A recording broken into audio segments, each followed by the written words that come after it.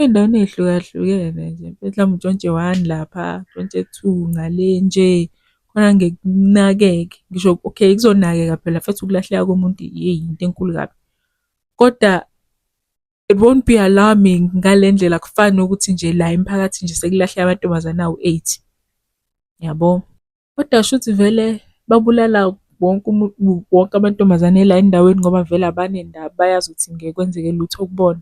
Ngoba banamaphoyisa on their payroll. Nkosi yami. Kuthiwa lo Mr Ex-Cop lo waphelelwa umsebenzi ngoba uyena kuphela owayengekho corrupt. Siteshi sonke, the whole entire police station was corrupt, cabanga. Bese sitsho ukuthi izwe lethu lizolunga, ubugebengu buzophela. Kephi khona. Usiya-ke yabatshela kuwo nje ukuthi kwenzakaleni, ubani owamtshontsha, wara nje.